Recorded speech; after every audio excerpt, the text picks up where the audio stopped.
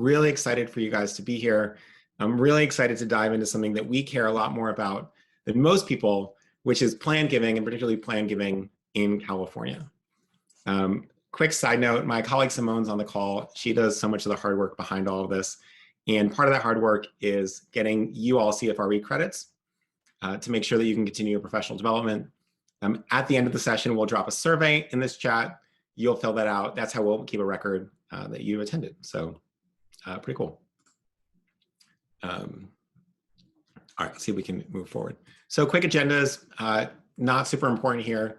We'll talk about some big trends affecting legacy giving. We'll talk about what's happening in California and what we need to understand about that, and then practically what we might put into effect. Really important note here is that we will send the recording and the slides around later today. That may be really useful for some of your coworkers who can't make it.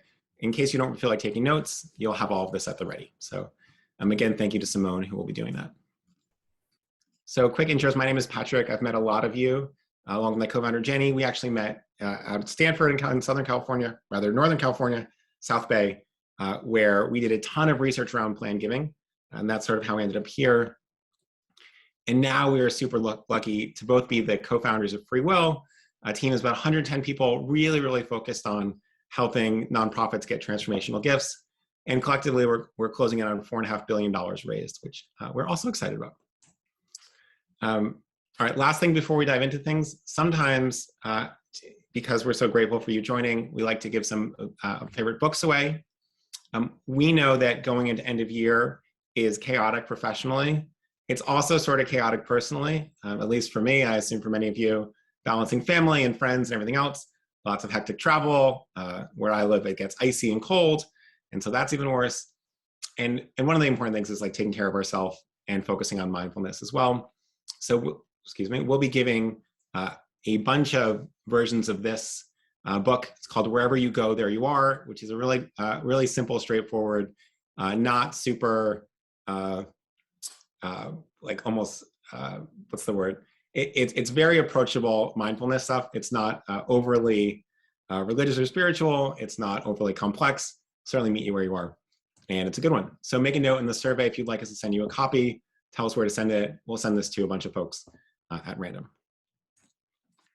All right, let's dig into it. So we're going to talk about plan giving, which is obviously, many of you will know this, some of the most important giving types of the next 10 years.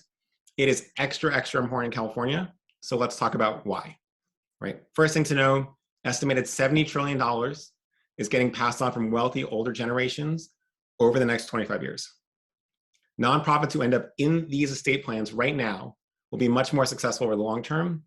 And obviously legacy gifts help your nonprofit plan for the future and support causes.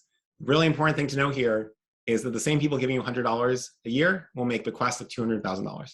People giving you $20,000 a year can make $1 million bequests. So this is really important.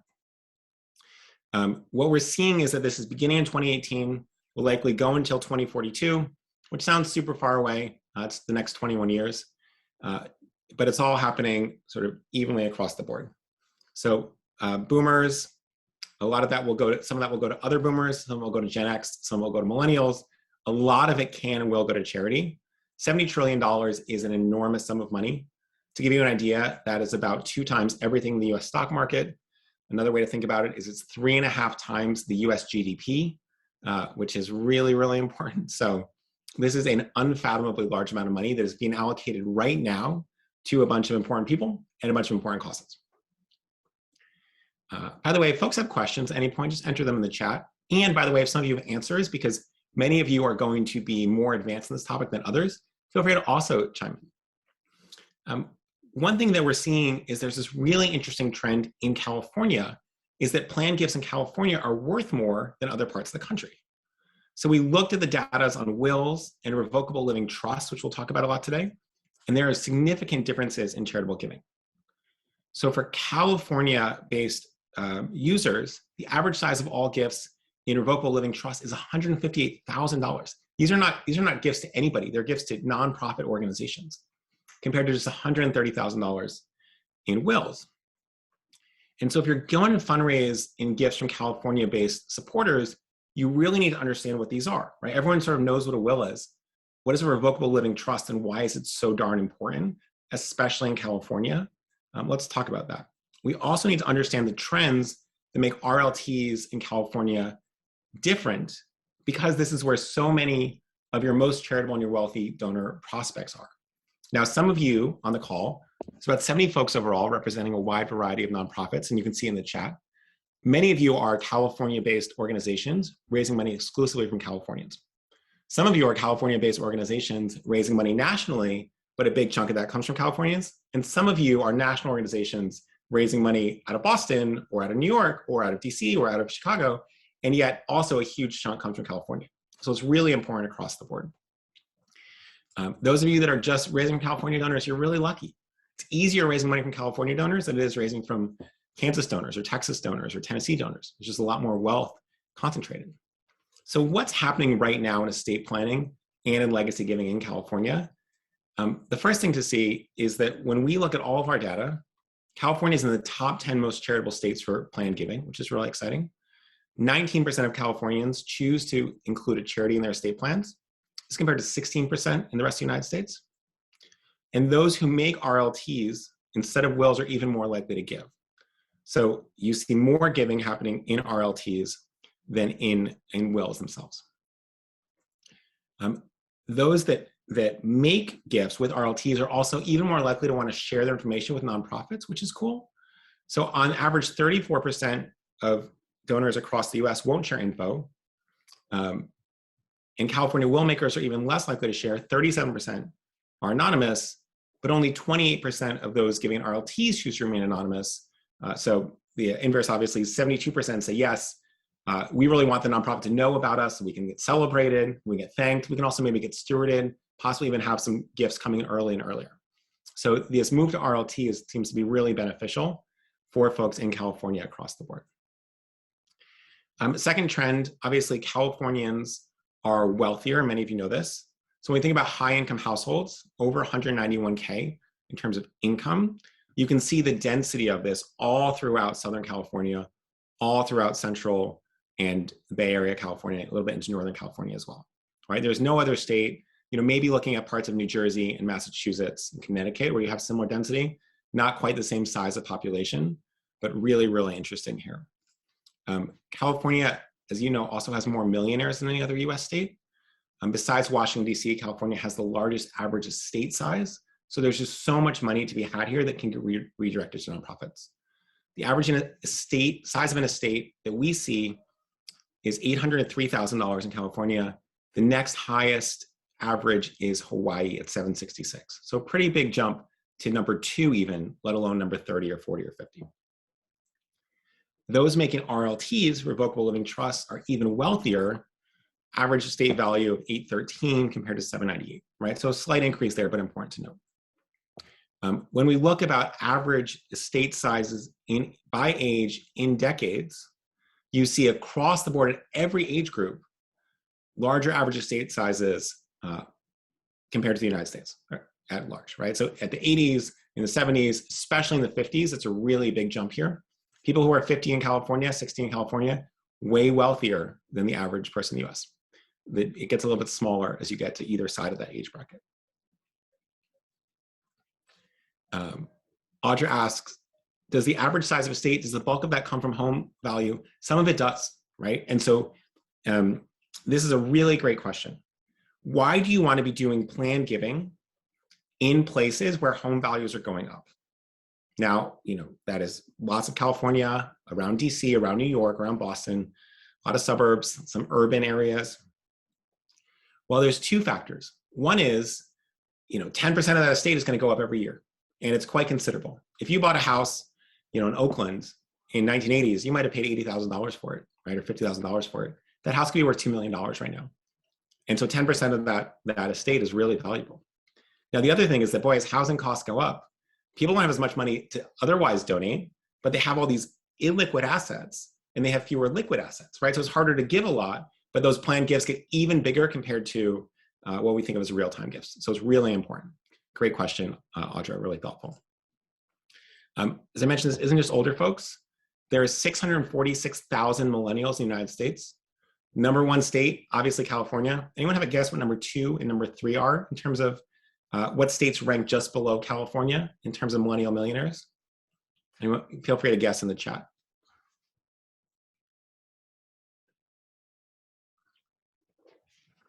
A lot of good guesses. Washington, Texas, New York, Texas, Florida. Yeah, good ideas here. Heavily concentrated, California, and then New York, right? So let's look at a map here. California, number one, far and away, 44% of all millionaires in the United States of millennials are in California. 14% is in New York, second highest, and Florida is the third. So I don't know that anyone said New York and Florida. We got some good Florida guesses and some good New York guesses. But Massachusetts, Texas, Washington, all very, very close. Yeah, really interesting. What else do we know? Obviously, higher home values. Mean value is 568 compared to 240 across the US. Higher incomes, $15,000 higher than everywhere in the US. And then investments, right? So tech boom has created millionaires, especially at tech giants that you know of. And combined with all of this, you just have tons of both liquid and illiquid wealth in California. They're also giving more than other folks, right? So because there's so much excess money, there's more giving. We look at things like stocks and qualified charitable distributions. Qualified charitable distributions are gifts out of a retirement account. 21% of all stock gifts come from California. The next highest share is New York at 7%. 18% of all gifts come from IRAs in California. So really meaningful giving here across the board and pretty exciting. What you can see here, when we look at the breakdown of stock given through the platform, 21% of stocks, New York, Washington, Massachusetts, Ohio next. Percentage of IRA gifts, again, California leads the way. New York, Florida with a large, wealthy, older population. Washington, Minnesota makes a surprise appearance in the top 6. I wouldn't have guessed Ohio. I wouldn't have guessed Minnesota either. So what does this mean? It means that California typically ends up with better giving prospects. The other thing to know is that people with fewer family attachments, like spouses, like children, are more likely to give to charity. And it turns out that California-based will makers are less married and have fewer children than the rest of the United States. So the demography is really important here. 45% are married compared to the average of 54%. 65% is children compared to 76. So 1 in 3 California adults don't have kids. This is of people who are will and trust makers. They tend to be a little bit older. Really interesting there as well. Same graph, just to give you a sense of the difference here. Those of you in plan giving know this. Those of you not in plan giving, single most important thing in a plan giving prospect, not married, no kids, right? Suddenly those gifts will be dramatically larger. All right, let's keep going. Other stuff, only 33% of Americans in general have an up-to-date estate plan. It's still really far behind what it used to be. Most people say it's because we're just procrastinating. So only a third of people have an up-to-date estate plan. I mean, this is a really big issue across the board. You can see it actually trending downwards, right? Not a lot of people have an up-to-date plan. That's a real problem. This is really important in California. Why? California has a particular problem because of lengthy, expansive, and expensive probate process. Only a third of people making estate plans on FreeWill are creating RLTs instead of wills. But most people need to understand that having a trust can be a real value over a will.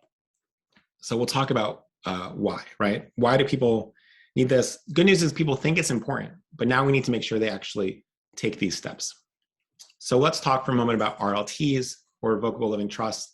These are super, super important to understand if you are in California or if you're doing plan giving in California. So what is it at its core?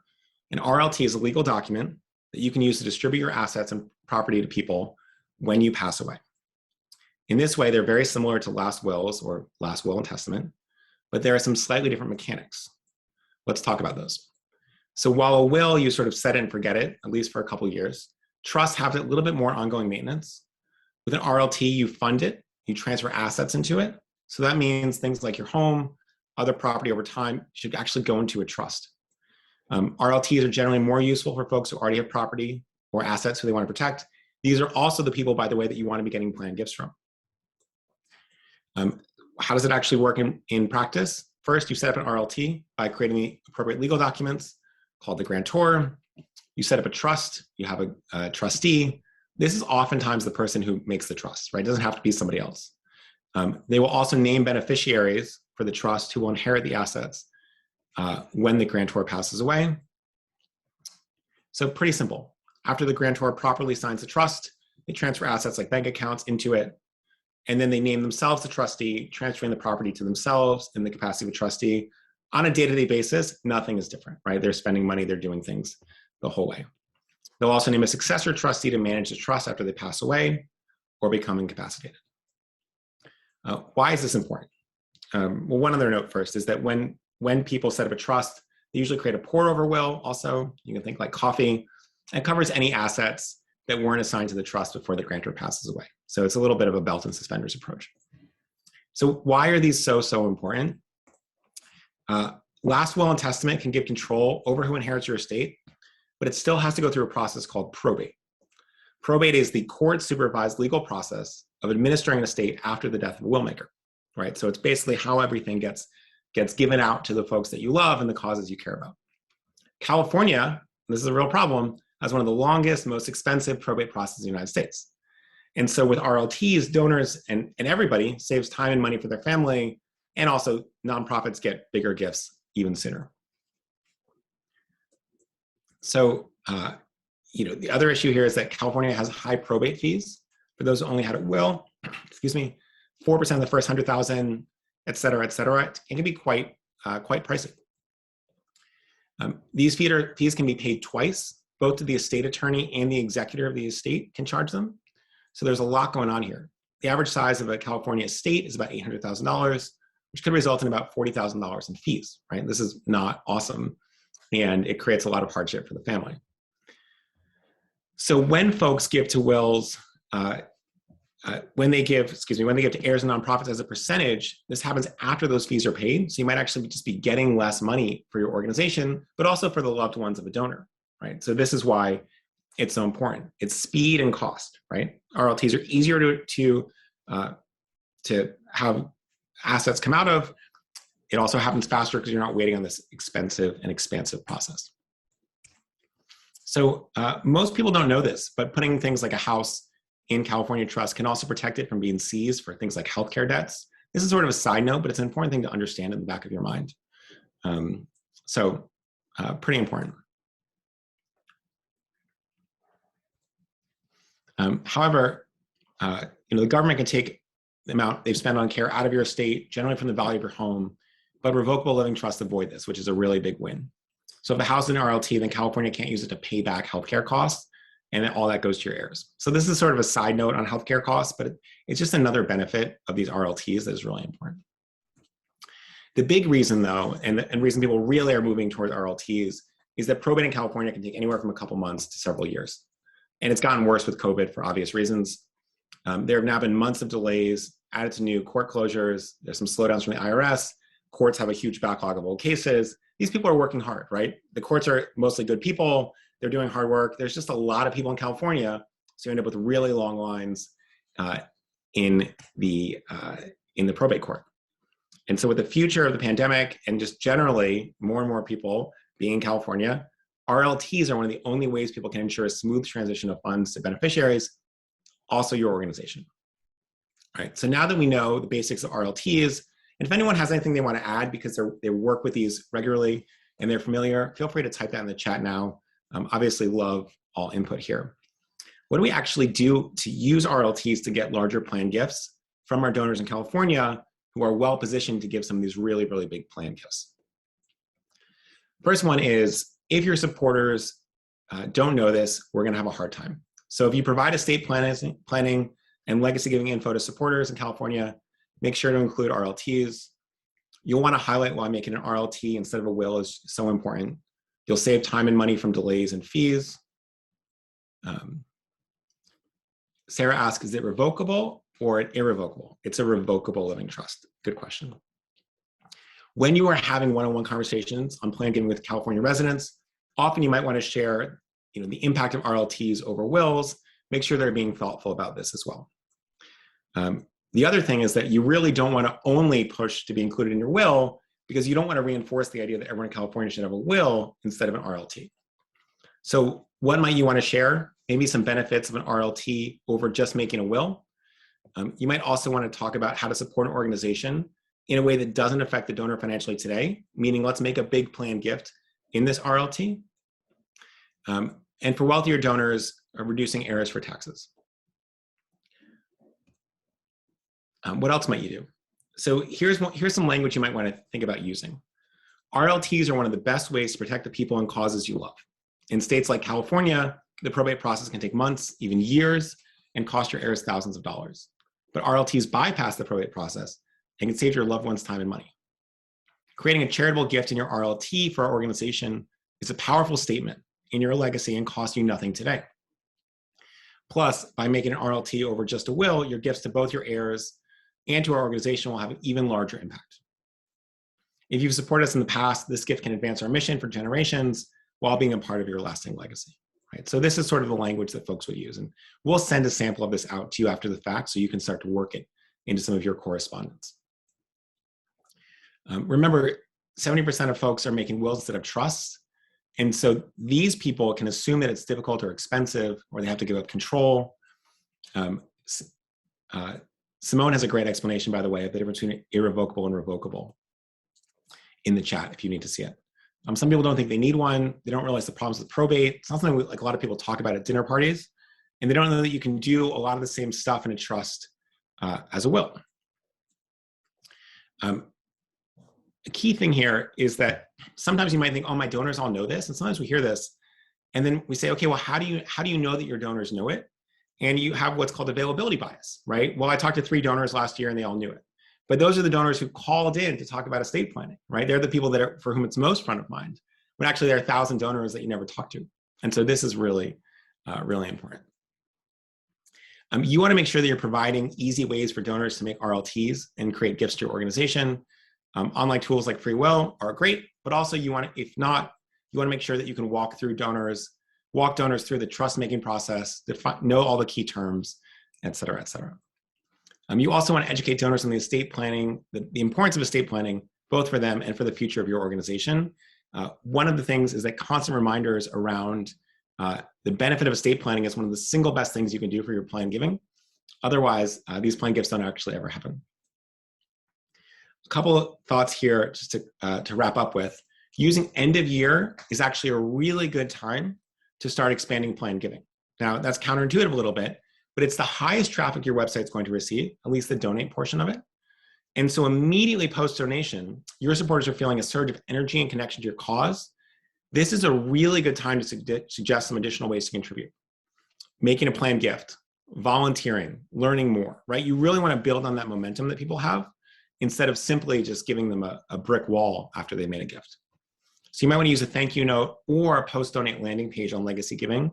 We know of at least one California nonprofit that's done this to the tune of $15 million in new planned gifts without sending a single email about it. I mean, it's really, really remarkable how powerful this can be. You want to make sure your planned giving page includes info on the importance of RLTs in California if you have a large California donor base. Creating these documents and making these gifts for your donors costs nothing extra post-donation. It's a super meaningful action for them to take. And it's especially useful for things like Giving Tuesday follow-up, where research has shown that supporters like to take multiple actions. So when they're in this mode of, I want to do a lot more right now, this is a really valuable avenue. All right, so let's talk about an example of why this works for planned giving. So Muttville, some of you might know Muttville. Muttville, really cool. They basically take care of older dogs in California, and they're wonderful. Muttville, they also have the cutest pictures. Muttville wanted to scale legacy giving, but they didn't actually have a lot of internal resources. And they wanted to make it easy and accessible for supporters to make estate plans. So they used FreeWill, just as an example. And now they've gotten nearly $4 million in committed gifts.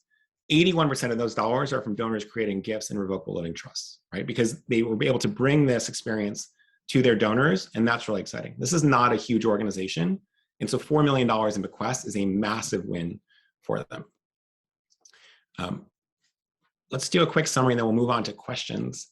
RLTs are more powerful than wills. And so let's make sure we're understanding this because folks avoid probate fees, avoid delays, protect property. So it's a win all around. They're better for nonprofits because lower fees mean more money, as gifts are often a % of an estate. They're better for donors who make RLTs. And RLT makers are more charitable. And you can get bigger planned gifts this way by making it easy to give via trust. using year-end giving energy to push legacy gifts. So this is really helpful. A couple of resources as you guys go forth to really figure this out. So let me make a note here. First thing is separate from RLTs, but for your own well-being and thoughtfulness, we'll send this book to a bunch of folks as a gift. Make a note in the survey and just give us an address so we can send it to you. A couple of resources we'll give you. We'll give you a California Will and Trust one-pager with all the data that we talked about, and a little bit more about how Muttville was successful, so you can really understand what nonprofits like you are doing, as well as a little bit more background for RLTs. Now, you don't need to read that article because you got a good summary of it here, but if you have other colleagues, especially those who are focused on California, this will be really, really, really useful. And then lastly, if you at some point want a one-on-one walkthrough of the tools that other organizations use to generate more gifts from RLTs in California, as well as bequests across the country, mostly in wills, feel free to make a note in the survey about that as well. So let's take a 60-second break. I'm going to go through the questions that you all have. Feel free to write extra questions in the chat right now, or in that little Q&A function that you know is in Zoom. And if you don't mind, please use the 6 seconds to fill out that survey so we can send you the book and the resources and other things like that.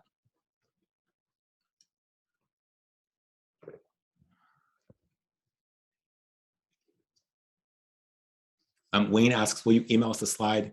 Wayne, yes, we will. We will send you the slides, and we'll send you the recording as well.